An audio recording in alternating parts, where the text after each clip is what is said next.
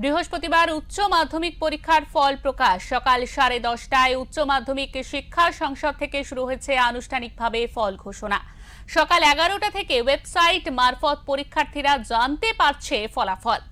12 ফেব্রুয়ারি শুরু হয়েছিল উচ্চ মাধ্যমিক পরীক্ষা। প্রায় 7,10,000 ছাত্রছাত্রী উচ্চ মাধ্যমিক পরীক্ষার জন্য আবেদন করেছিলেন। তার মধ্যে ছাত্রীদের সংখ্যাও ছিল বেশি।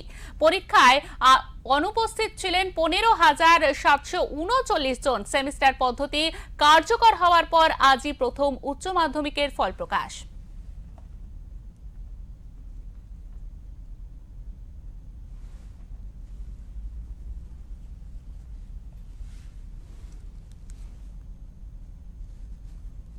আবারও আপনাদের জানিয়ে রাখি, আজ উচ্চ মাধ্যমিকের ফল প্রকাশ এবং ইতিমধ্যে সকাল 10:30টা থেকে উচ্চ মাধ্যমিক শিক্ষা সংসদ থেকে শুরু হয়েছিল আনুষ্ঠানিকভাবে ফল প্রকাশ এবং বেলা 11টা থেকেই ওয়েবসাইট মারফত এই পরীক্ষার ফলাফল দেখা যাচ্ছে।